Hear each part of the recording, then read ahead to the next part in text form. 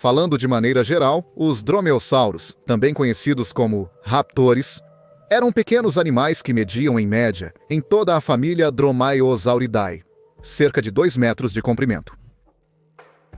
Esses animais incluíam alguns dos dinossauros mais famosos que já evoluíram, incluindo Velociraptor e Deinonychus. Como resultado, tendemos a imaginá-los como animais muito pequenos e ágeis, que talvez caçassem em bandos, basicamente um análogo aos lobos modernos.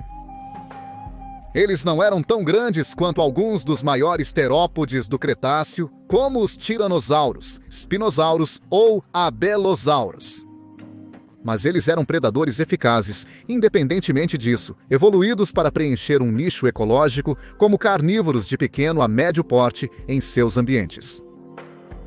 Essa pode ser a tendência geral para os dromeossauros, mas, como às vezes acontece com animais pré-históricos, existem grandes exceções. Um dromeossauro, o Taraptor, se destacava dos demais, a ponto de poder acomodar confortavelmente um animal do tamanho de um Velociraptor em sua boca. Enquanto outros gêneros, como o Dacotaraptor, se aproximam gradualmente deste gigante em tamanho, o Utahraptor é firmemente incontestável como o maior dromeossaurídeo conhecido até hoje, e hoje estaremos conhecendo-o de perto. Este vídeo tratará da descoberta, vida e habitat do maior dos predadores emplumados, e com garras em forma de foice, conhecidos como dromeossauros. Sente-se e relaxe enquanto viajamos no tempo para conhecer o Utahraptor, o predador de Utah.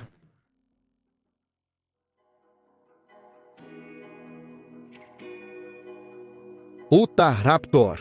Como mencionamos brevemente, o Utahraptor foi o maior e mais pesado dromeossauro, um produto evolutivo de uma família que apareceu pela primeira vez há 168 milhões de anos. Sem surpresa, o próprio Utahraptor viveu no início do período Cretáceo, em Utah, na formação Cedar Mountain. Prosperou aqui de 139 a 134 milhões de anos atrás, nos estágios Buriacean e Valanginian do Cretáceo. O Utahraptor como gênero consiste em uma única espécie, Utahraptor ostromasi, que foi nomeada e descrita em 1993. Como o maior dromaeosaurídeo, acredita-se que o Utahraptor tenha medido até 7 metros em casos extremos, mas a maioria dos paleontólogos estima que tenha crescido entre 5 e 6 metros em média. Enquanto se acredita que seu primo Velociraptor pesava tão pouco quanto 15 kg, o tamanho puro do Utahraptor poderia colocá-lo em qualquer lugar entre 250 a 350 kg. Apesar do tamanho, há todas as razões para acreditar que o Utahraptor, como todos os dromaeossauros conhecidos, era coberto de penas. Dromaeossauros mais velhos e mais jovens que o Utahraptor são conhecidos por terem possuído uma cobertura completa de penas, o que os cientistas duvidam que teria evoluído mais de uma vez ao longo da pré-história no mesmo grupo de animais.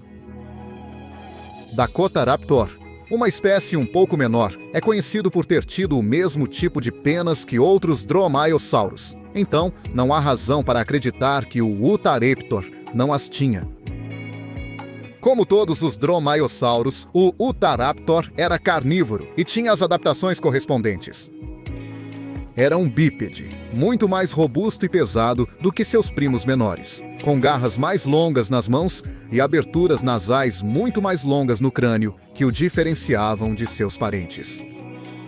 Sua longa cauda era mantida atrás dele enquanto caminhava, e é frequentemente representada com um leque de penas na ponta.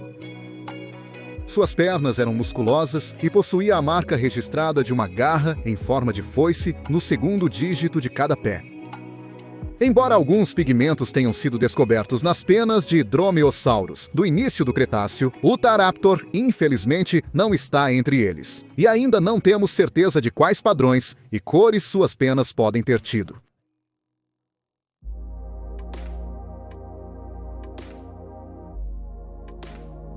O Utahraptor foi trazido à atenção dos seres humanos pela primeira vez em 1975, quando o paleontólogo americano Jim A. Jensen recuperou os primeiros restos fragmentados da pedreira Dalton Wells, em Utah.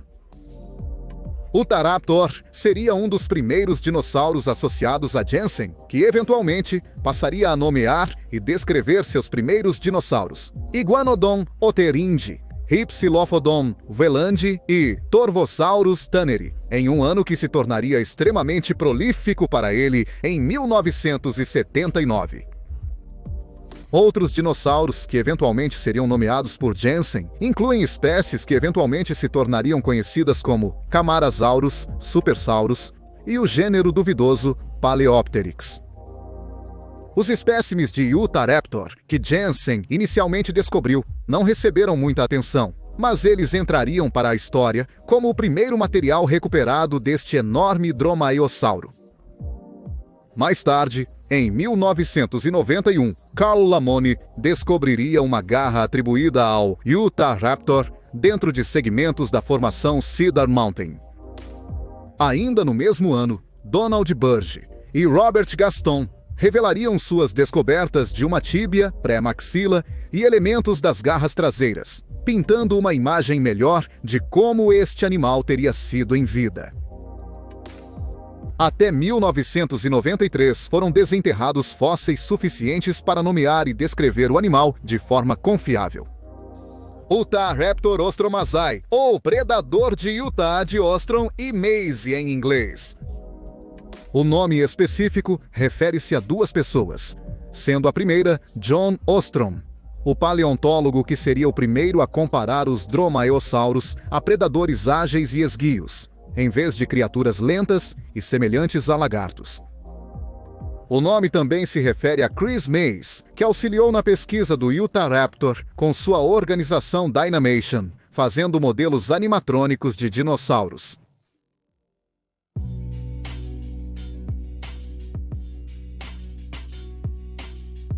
A primeira coisa que você notará sobre o Utahraptor é, sem dúvida, seu tamanho em comparação com seus parentes. Enquanto animais como Velociraptor ou Atroceraptor eram rápidos e ágeis, se alimentando de pequenas presas, o Utahraptor objetivamente não era. Como resultado de seu tamanho, o Utahraptor não podia caçar da mesma maneira que seus primos diminutos, e em vez disso, sugere-se que ele era capaz de atingir as velocidades de um grande ornitópode. Acredita-se que tenha sido um predador de emboscada, diferente de alguns de seus primos, que eram predadores de perseguição. Além de se alimentar oportunisticamente de pequenos vertebrados, o Utahraptor teria derrubado grandes presas. Sua velocidade era compatível para caçar muitos outros dinossauros em seu ambiente, com ornitisquios e terópodes igualmente no menu. Estudos sobre os ossos das pernas do Utahraptor sugerem que ele dependia fortemente da força de seus chutes e dos golpes de suas patas traseiras para matar sua presa.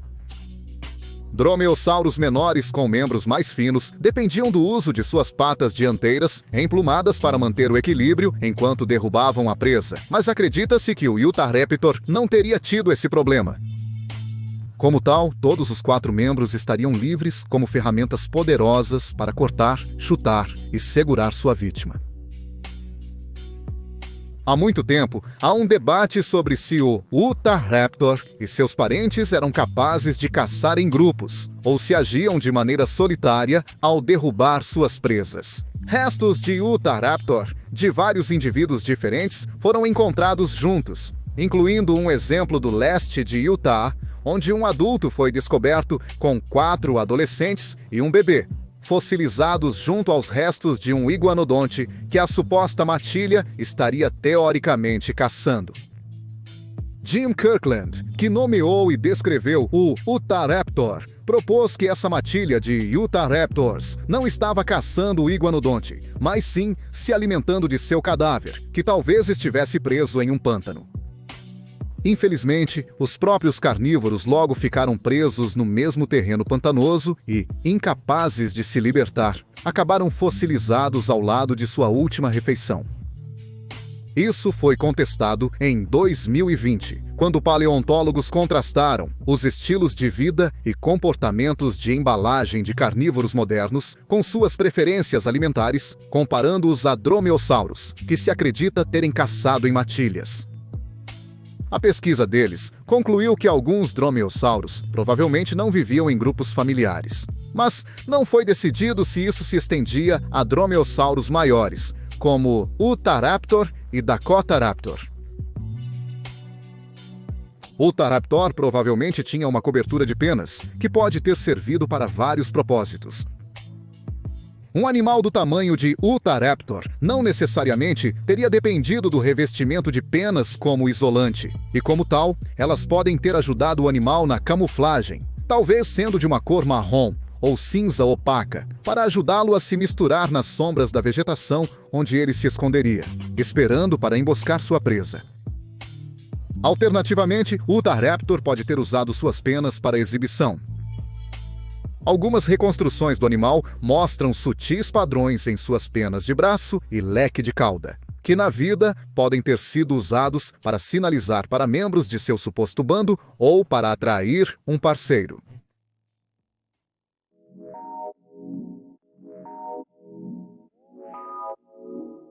O Utahraptor viveu no que é agora o estado americano de Utah, situado no interior em direção ao oeste do país. Como é hoje, Utah teria sido localizado no interior durante o início do período Cretáceo em que Utahraptor viveu, e como tal, as rochas da formação Cedar Mountain indicam um ambiente que era dominado por rios e lagos em vez de oceanos e costas. Florestas de coníferas dominavam a paisagem e teriam abrigado um grande número de espécies de dinossauros em um dos ambientes paleontológicos mais prolíficos, conhecidos pelo homem naquela época. Há também cinzas presentes no sedimento aqui, o que sugere atividade vulcânica na época em que Utahraptor vagava pela Terra. Especificamente, o Utahraptor está associado ao membro gato amarelo da formação Cedar Mountain, cujas rochas também indicam uma grande presença de samambaias, antóceros e áreas semiáridas que separavam segmentos de floresta. Sabemos de vários gêneros de dinossauros que são confirmados por terem vivido ao lado do Utahraptor, e a formação Cedar Mountain é particularmente rica em restos de dinossauros.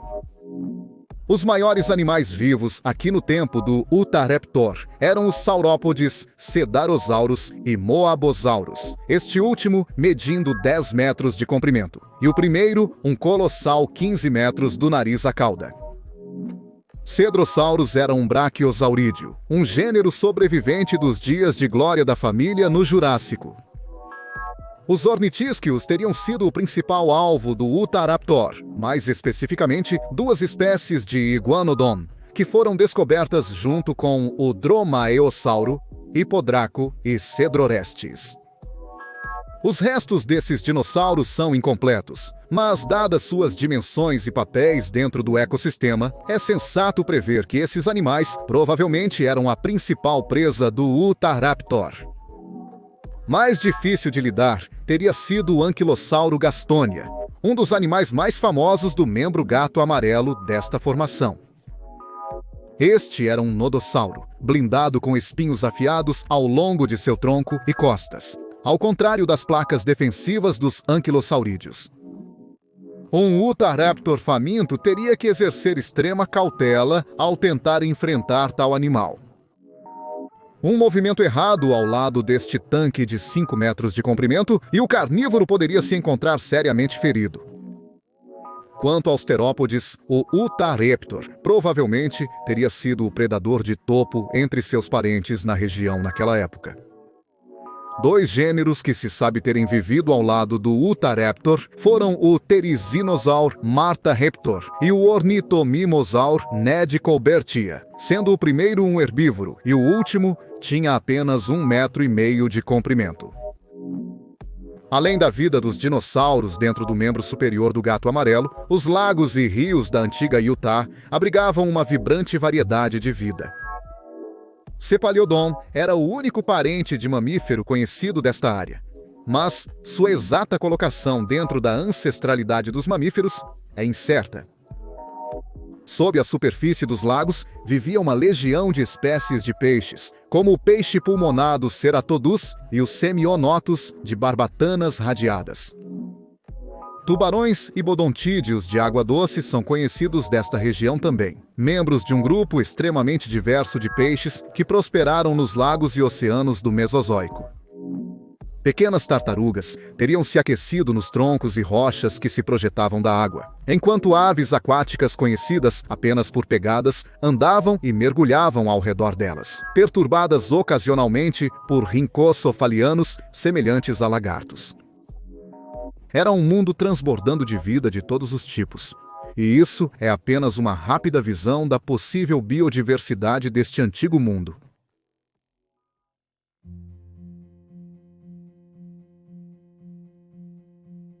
A quantidade de informações sobre Utahraptor disponíveis para nós hoje não é tão vasta quanto, digamos, Velociraptor ou Deinonychus, mas o que sabemos está constantemente se expandindo.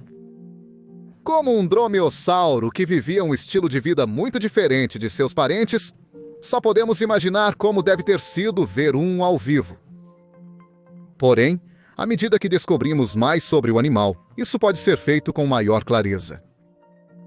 Uma coisa era clara: Utahraptor era de longe o maior e mais poderoso dos dromeossauros conhecidos, e manteve esse título por muito tempo.